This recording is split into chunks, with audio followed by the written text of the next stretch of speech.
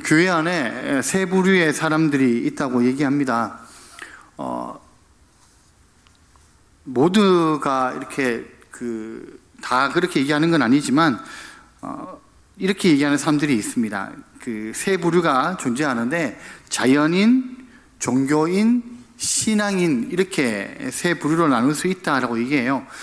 첫 번째 자연인은 어떤 사람들이냐? 교회는 나오지만 전혀 하나님과 관계없이 생활하는 사람들, 자연인이라는 거죠. 자연인은 마음대로 살잖아요. 그래서 그들이 교회 안에 자연인들이다 이렇게 얘기하고요. 종교인은 어떻게 얘기하냐면 교회에 열심히 다니면서 봉사도 하지만 신앙 고백이 없는 사람들, 이 종교인이라고 얘기를 합니다. 그러면 신앙인은 어떤 사람들일까요?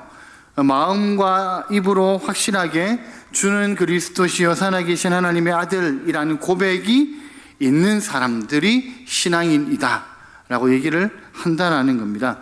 여러분, 교회 안에 세 부류로 나누어진다면 지금 이 자리에 계시는 우리 성도님들은 어느 쪽에 속해져 있으시겠습니까? 마음으로 나는 어디에 속하겠다라고 생각을 해보시면,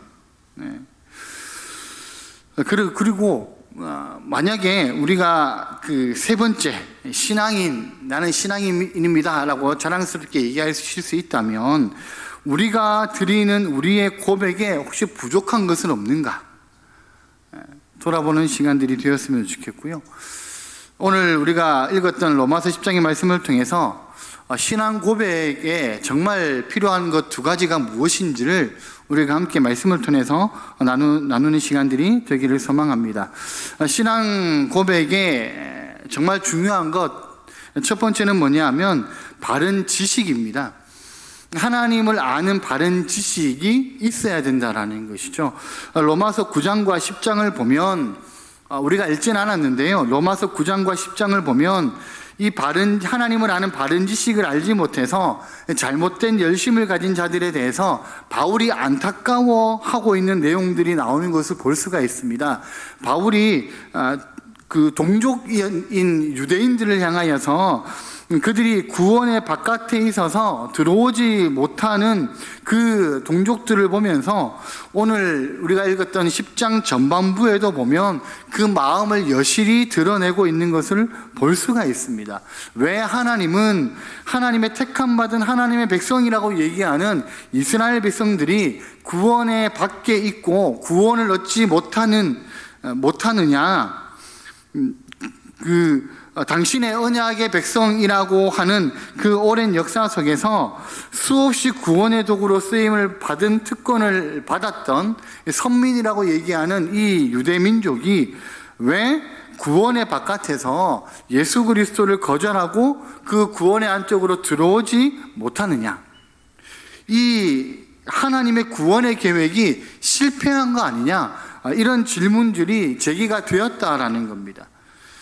근데 로마서 9장에서 보면 바울은 이렇게 얘기하거든요. 하나님은 선하신 분이시고 하나님은 신실하신 분이시고 하나님은 실수가 없으신 분이시고 하나님은 정확한 계획에 따라 일하시는 분이시다. 그뿐만 아니라 토기장이와 진흙의 비유를 통해서 하나님은 절대 주권을 가지고 계시고 구원받을 백성들을 예정하셔서 선택해 놓으셨기 때문에 전혀 하나님은 오류가 없으신 분이시다. 그렇게 말씀합니다.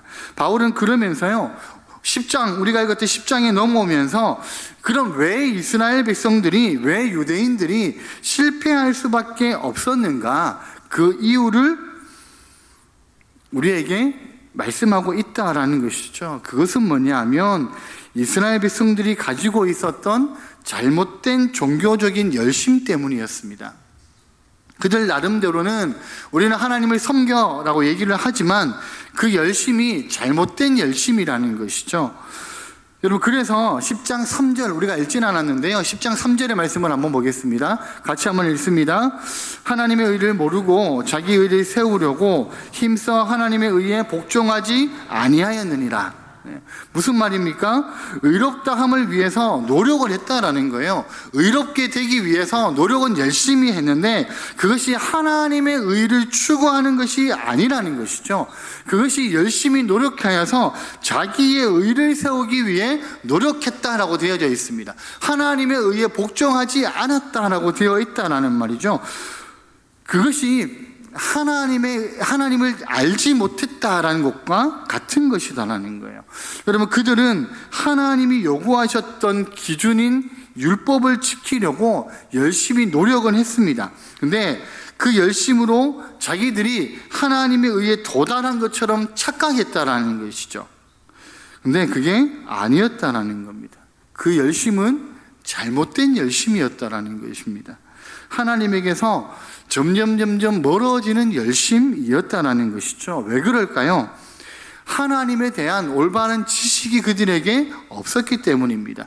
로마서 10장 2절의 말씀에 보면, 우리 2절 말씀을 같이 한번 읽겠습니다. 시작. 내가 증언하노니 그들이 하나님께 열심히 있으나 올바른 지식을 따른 것이 아니니라.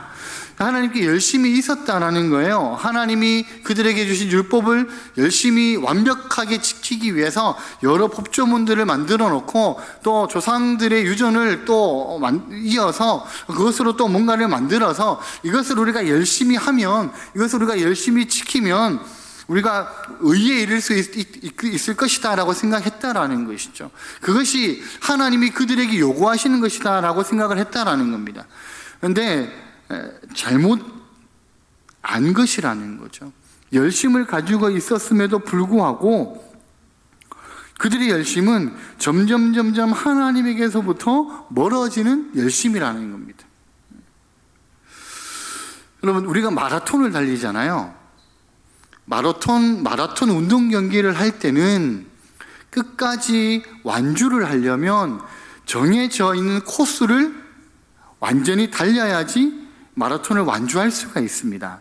근데 어떤 사람들이 열심히 있어서 이 마라톤 코스를 자기들이 생각하기에 요렇게 달리는 것보다 요렇게 바꾸어서 달리면 훨씬 빨리 도착할 수 있으니까 나는 그렇게 달릴 거야 라고 생각을 하고 정해져 있는 코스를 달리지 않고 중간에 이탈해서 다른 방향으로 돌아서 결승점에 도달한다고 해가지고 그 사람을 완주한 사람이다 라고 마라톤에서는 얘기하지 않죠. 그런 사람들은 어떻게 됩니까? 다 실격이 되어버립니다.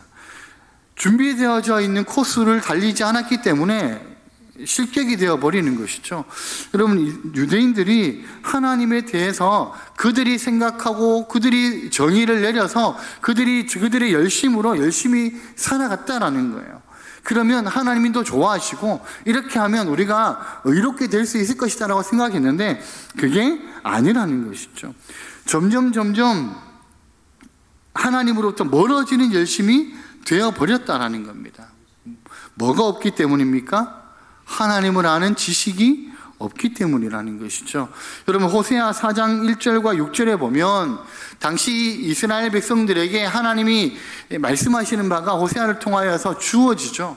하나님을 섬긴다. 우리는 하나님을 섬깁니다. 우리는 하나님을 믿습니다. 하나님이 우리의 하나님이 되십니다 라고 입으로는 얘기를 하지만 실제 그들의 삶의 여정에 보면 그들의 삶이 그들의 섬기는 제사를 보면 그들이 하나님을 섬기는 게 아니라 다른 우상들을 섬겨버리는 것이죠.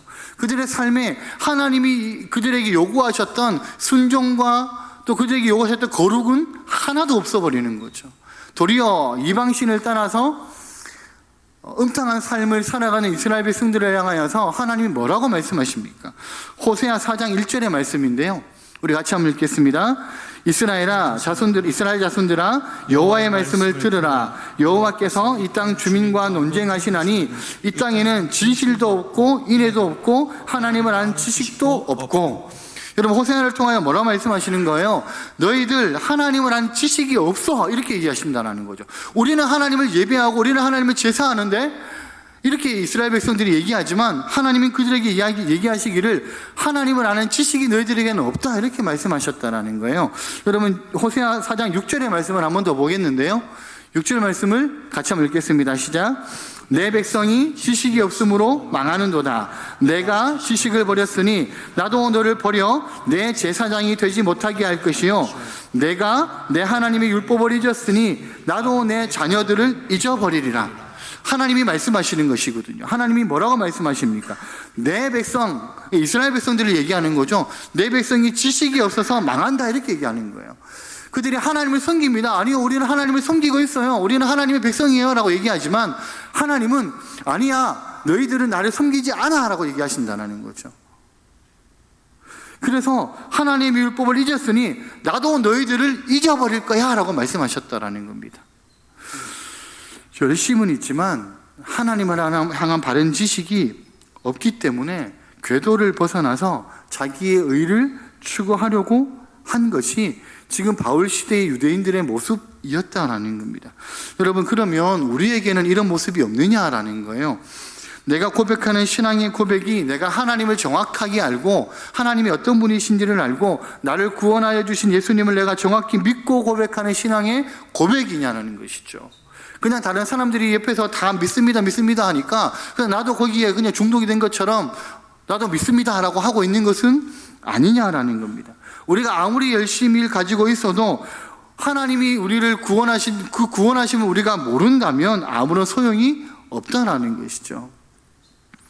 여러분, 사도 바울이 이렇게 얘기할 수 있는 이유가 있습니다. 왜 사도 바울이 이렇게 얘기할까요? 사도 바울이 그런 삶을 살았기 때문입니다. 다메섹 도상에서요, 사도 바울이 예수님을 만나기 전에는 그는 종교적인 열심이 탁월한 사람이었어요. 그 누구에게도 뒤지지 않을 만큼 종교적인 열심을 갖고 있었던 사람이 바로 사도 바울이었다라는 겁니다. 그런데 그 열심이 잘못된 열심이었죠. 도리어 예수 그리스도를 아프게 하고 예수 그리스도를 핍박하는 그 열심을 사도 바울이 가지고 있었다라는 겁니다. 그래서 예수님께서 이 사울이었을 때 바울을 처음 만나서 예수님이 이 사울에게 하신 말씀이 뭐예요? 너 왜 나를 핍박하냐? 이렇게 말씀하시는 거죠. 아니요, 나는 하나님을 위해서 열심히 하고 있는 것인데요 라고 얘기하는데 예수님은 아니야, 너 나를 핍박하고 있어 라고 말씀하시는 거잖아요. 여러분, 하나님을 정확히 알지 못한 열심이 바울에게 있었다라는 거예요. 예수를 믿는 자들을 핍박하고 잡아 가두고 죽이는 일이 그것이 하나님을 위한 것이라고 생각했다라는 것이죠. 여러분, 갈라디아서 1장 14절 말씀에 바울이 스스로 이렇게 고백을 합니다. 우리 같이 한번 읽겠습니다. 내가 내 동족 중 여러 영갑자보다 유대교를 지나치게 믿어 내 조상의 전통에 대하여 더욱 열심히 있었으나 뭐예요? 내가 누구보다 열심히 유대교에 지나치게 믿었다. 내가 조상들의 전통에 누구보다 열심히였다라고 얘기했다라는 겁니다. 근데 하나님을 아는 올바른 지식이 이 바울에게는 없었다라는 것이죠. 여러분, 우리의 신앙에도 비추어 보면 이런 점들이 많이 있습니다. 잘못된 지식에 눈이 가려져 있어서 무엇이 옳고 그른지를 분간하지 못할 때가 있다라는 것이죠. 여러분, 신앙이 성장한다라는 것은요, 그것은 우리의 연수가 많아진다라는 것을 얘기하는 게 아닙니다. 우리의 신앙이 성장한다라는 것은 날마다 진리 안에서 우리가 눈을 떠가는 것이 우리의 신앙이 성장되고 있다는 것을 말한다라는 겁니다. 다시 말하면 성경의 눈이 열리고요, 하나님의 진리 안에서 구원의 역사를 명확하게 알게 되는 것, 그때 우리의 신앙이 성장하는 것이다라는 것이죠. 우리가 믿는다고 믿는데 엉뚱한 길로 가면 안 된다라는 겁니다. 여러분, 지금 지식이 있는 믿음 생활, 하나님의 말씀이 기준이 되는 믿음 생활, 이것이 유대인들이 놓치고 있는 것이었다라는 거죠. 여러분, 그럼 우리는 어떻게 이 바른 지식을 가질 수 있느냐라는 겁니다. 어떻게 하면 하나님에 대한 지식을 우리가 가질 수 있느냐라는 거죠. 8절과 9절과 10절 좀 길긴 한데요.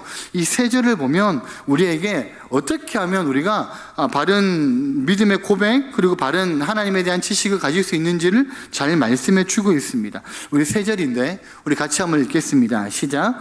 그러면 무엇을 말하느냐? 말씀이 내게 가까워 내 입에 있으며 내 마음에 있다 하였으니 곧 우리가 전파하는 믿음의 말씀이라. 내가 만일 내 입으로 예수를 주로 시인하며 또 하나님께서 그를 죽은 자 가운데서 살리신 것을 내 마음에 믿으면 구원을 받으리라. 사람이 마음으로 믿어 의에 이르고 입으로 시인하여 구원에 이르느니라. 여러분, 무슨 말입니까? 무슨 말씀이에요? 열심히 하나님의 말씀을 알아야 된다는 겁니다. 여러분, 그러면 우리가 하나님의 말씀을 알게 되고 우리가 하나님의 말씀을 배우게 되면 그러면 예수님의 놀라운 은혜를 우리는 알게 될 것이라는 것이죠. 하나님의 말씀을 통해서 하나님이 우리를 어떻게 사랑하셨는지 우리가 그것을 깨닫게 된다는 거예요. 그렇게 되면 우리의 신앙이 바르게 고백되어지는 은혜가 있게 된다는 겁니다. 여러분, 그렇기 때문에 말씀을 가까이 하셔야 됩니다. 옛날에는 훅탁 신앙이라고 했는데요. 요즘에는 성경책도 많이 안 들고 다니고 휴대폰으로 우리가 많이 보기 때문에 이제는 훅탁 신앙이라고도 얘기할 수 없는데, 훅탁 신앙이라고 들어보셨죠? 못 들어보셨습니까? 성경책을 가지고 주일날 교회를 옵니다. 그죠? 집에 가면 성경책을 훅 던져버리죠. 그죠? 그리고 일주일 딱 지나서 또 주일이 되면 그 성경책을 다시 잡으려고 그러면 위에 뭐가 있을까요? 먼지가 있죠. 그러면 탁 털어야 되죠. 그렇죠? 그래서 훅탁 신앙인 거예요. 그 말은 무슨 말이에요? 일주일 동안 성경을 한 번도 안 열어본다는 것이죠.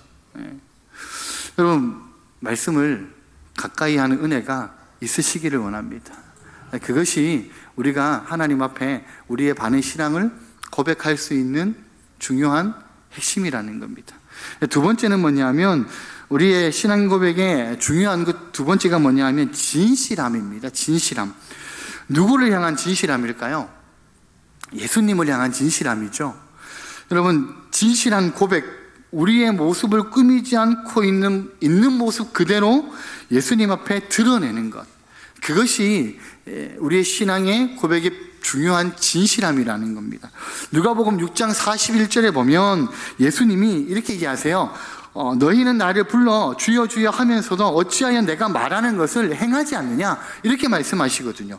이 말씀을 조금 우리가 쉽게 얘기하면 너희가 삶의 주인 행세를 너희 스스로 하면서 왜 나를 주라고 부르느냐, 이렇게 얘기한다는 거죠. 무슨 말입니까? 너희 스스로 속이지 말라라는 거예요. 너희가 너희 스스로 너희 자신이 주인이어서 살아가면서 나더러 주여 주여 라고 얘기하지 말아라. 그건 너희 자신들을 속이는 거야 라고 예수님이 그렇게 말씀하신다는 것이죠.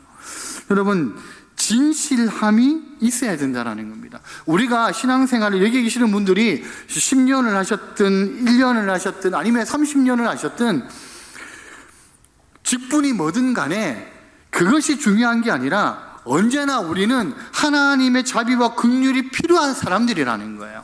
여러분, 그것이 우리에게 고백되어져야 된다는 겁니다. 막 대단하게 해서 자신을 포장하면 안 된다는 것이죠.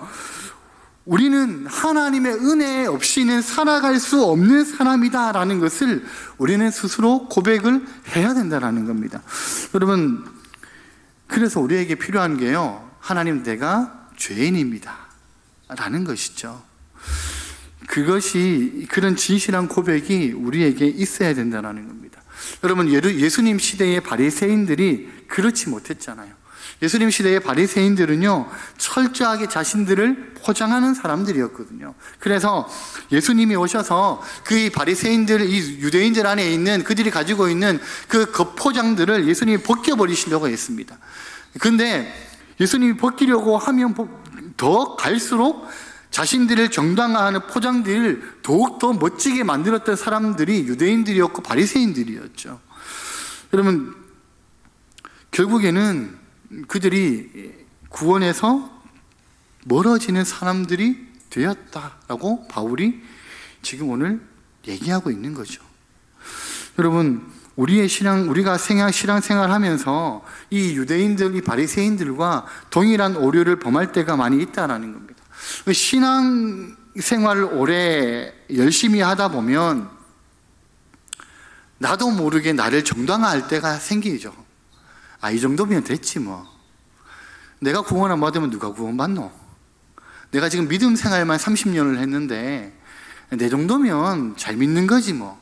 주일에 안 빠지고 교회 나오는 사람 내 빨고 얼마나 된다고. 여러분, 우리가 신앙생활을 하다 보면 자기 자랑이 늘어날 때가 있다라는 겁니다.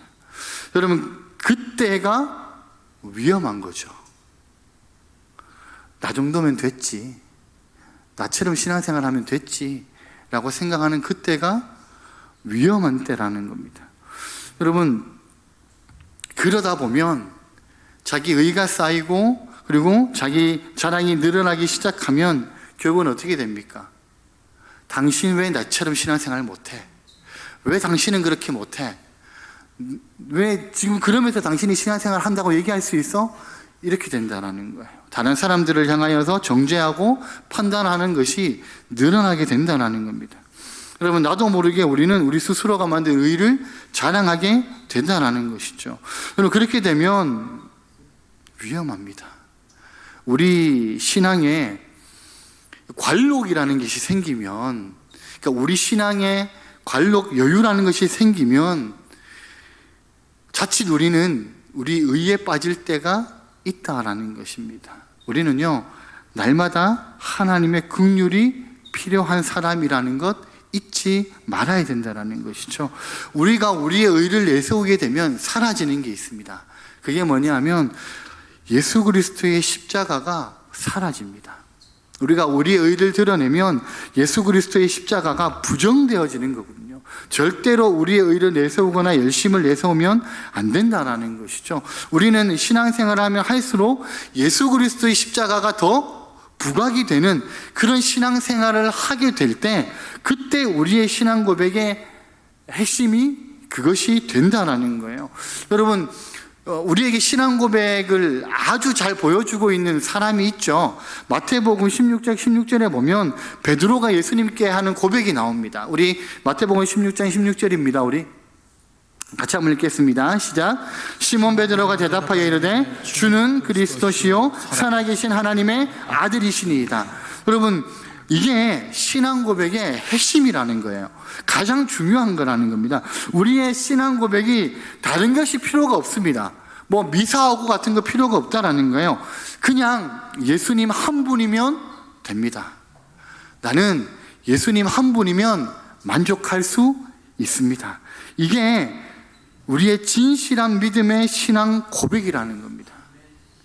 여러분, 베드로가 한 이 신앙의 고백이 오늘을 살아가고 있는 우리들의 신앙 고백이 되기를 소망합니다. 여러분, 그 9절과 10절, 오늘 본문 9절과 10절에 보면 우리에게 그 말씀을 잘 보여주고 있죠. 한번 읽었던 말씀이지만 9절과 10절을 한 번 더 읽어보겠습니다. 시작.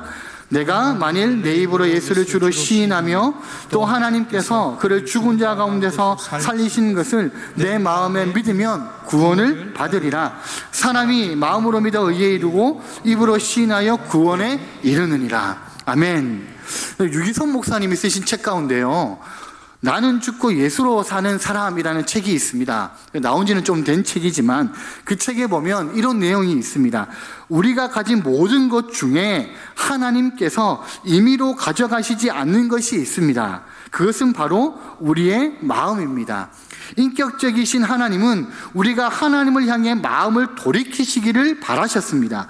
하나님의 말씀을 주시고 하나님의 약속을 주시며 끊임없이 하나님께로 이끄셨고, 우리 마음의 주인이 되어 우리의 마음을 새롭게 하시고 그 마음을 주관하기 원하셨습니다. 그 마음 가운데 역사하셔서 순종하는 마음, 곧 믿음을 받기 원하셨습니다. 그렇게 그 책에 적어 놓으셨더라고요. 여러분, 하나님이 우리에게 강제로 우리의 마음을 가져가시진 않으십니다. 우리에게 하나님은 우리가 마음을 다하고 우리가 힘을 다하고 우리가 순종하는 마음으로 하나님을 믿는 믿음을 고백하기를 원하셨다라는 것이죠.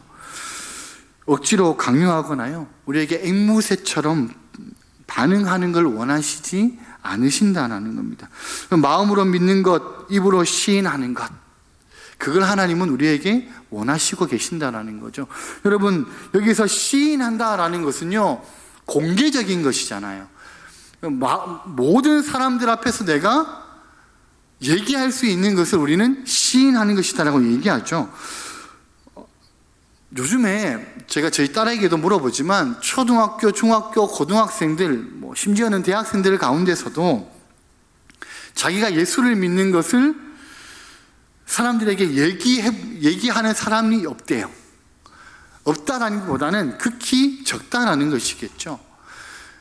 나 교회 다녀라고 얘기하는 친구들이 없대요. 초등학생들부터 고등학생에 이르기까지 학교 안에서 교회 다니는 것을 숨기고 다니는 요즘의 아이들이랍니다. 비밀로 하는 거죠. 예수 믿는 걸 비밀로 믿는 거예요. 여러분, 근데 그것을 우리가 저 사람의 믿음이 제대로 된 믿음이야 라고 얘기할 수 있을까요? 그럴 수 없다라는 겁니다. 근데 아이들만 그런 게 아니라 믿음 생활을 하고 있는 우리 안에도 그런 모습이 있다라는 것이죠. 직장인들, 동료들 앞에서 혹은 우리가 만나는 지인들 앞에서 내가 예수를 믿는 사람이다라는 것을 떳떳하게 얘기하지 못하는 것, 그 말은 우리가 그리스도인답게 못 살아가고 있다라는 것을 반증하는 것이죠. 여러분, 내가 예수를 믿는다는 것, 내가 예수로 새로운 사람이 되었다라는 것, 그 믿음의 고백을 모든 사람들 앞에서 시인할 수 있는 은혜가 있기를 소망합니다. 여러분, 세례를 우리가 받잖아요. 세례를 받을 때 우리가 신앙 고백을 하잖아요. 여러분, 세례를 받을 때 신앙 고백을 아무도 없을 때 합니까? 아니죠. 모든 회중들이 보는 앞에서 우리가 신앙 고백을 합니다. 여러분, 그 고백이 진짜 고백이 돼야 되는 것이죠. 우리가 세례를 받으면서 하는 그 신앙 고백은 진짜 우리의 신앙 고백이 되어야 됩니다. 제가 세례를 받을 때 생각을 해봐도 저는 걸레로 맞으면서 세례 안 받으면 안 된다고 맞았거든요. 그래서 저는 억지로 세례를 그때 받았던 것 같아요. 그때 생각하면 제 마음에 예수님에 대한 고백이 올바로 있었는지 지금 솔직히 의문입니다. 우리가 세례를 받을 때 우리의 신앙의 고백이 온전하게 고백되어지는 상태에서 받아야 된다는 것이죠. 그냥 나이가 되었다고 그냥 아이들한테 세례 받아라 라고 떠밀려서 받으라 하는 게 아니라 진짜 신앙의 고백이 그 아이들에게서 나올 때 그때 세례를 받게 해야 된다는 겁니다. 그게 진짜 신앙 고백이 아닐까요? 여러분, 우리의 신앙의 고백이 그 고백이 있어야 된다는 것이죠. 예수 그리스도가 나의 구원자십니다. 이 진실함이 있어야 된다는 겁니다. 여러분, 독일의 퀼른 지방에 가면요, 세계 제2차 대전 때 포로 수용소로 쓰였던 건물이 있습니다. 이 건물의 지하에 가면 한 벽에 이렇게 써 있어요. 태양이 구름에 가려져 보이지 않아도 태양이 있음을 사람들은 믿습니다. 비록 하나님이 지금은 침묵하고 계신다 하더라도 나는 여전히 하나님이 살아계시고 나와 함께 하심을 나는 믿습니다. 여러분, 이거 누가 썼겠습니까? 그 포로 수용소 안에 그 괴로운 상황 가운데, 그 어려운 가운데 있는 사람이 쓴 글이지 않을까요? 참을 수 없는 고난 중에서 나오는 진정한 신앙 고백이라는 거예요. 여전히 하나님이 지금은 침묵하고 계신다 하더라도 나는 여전히 하나님이 살아계시고 나와 함께 하심을 나는 믿습니다. 여러분, 근심 걱정이 없고 인생이 평온할 때는 누구나 하나님께 신앙 고백을 할 수 있습니다. 근데 고난과 역경이 찾아올 때요, 우리의 입술에서 진실한 신앙 고백이 나올 수 있느냐라는 것이죠. 어떤 상황에서도 하나님을 찬양하고 믿음을 기쁨으로 고백할 수 있는 그런 사람들이 되어야 된다는 겁니다. 여러분, 저는 두 가지를 말씀드렸습니다. 신앙의 고백의 정말 중요한 두 가지. 첫 번째는 하나님을 아는 바른 지식이었고요. 두 번째는 진실함입니다. 나를 구원하여 주신 하나님의 은혜를 고백하는 것, 예수님이 하나님의 아들이신 것을 마음으로 믿고 입으로 시인하는 것, 그것이 진실한 그리고 바른 신앙의 고백이 된다는 것이죠. 예수 그리스도가 십자가에 달리신 것이 내 죄 때문이다. 내가 그것을 고백할 때 나도 그 십자가에 달린 것이 된다라는 그 믿음의 고백이 우리 안에 있을 때, 누가복음에서 예수님이 말씀하셨던 것처럼, 야, 너희들이 너희 스스로가 주인이 되면서 왜 나더러 주여 주여 하냐, 그렇게 우리에게 말씀하지 않으실 것이라는 거죠. 예수님이 우리의 삶의 주인이 되시기 때문에 우리가 바른 신앙, 바른 지식을 가지고 하나님을 아는 지식 안에서 진실함으로 예수 그리스도가 내 삶의 주인이십니다 라는 고백으로 나아갈 때, 그때 하나님께서 우리의 삶에 놀라운 은혜를 베풀어 주시고, 우리가 걸어가는 그 믿음의 여정 가운데 그 고백이 계속적으로 우리에게 고백되어질 수 있도록 함께하여 주실 것이라는 겁니다. 그 신앙의 고백 가운데 나아가시는 우리 모든 성도님들의 삶이 되시기를 예수님의 이름으로 축복합니다.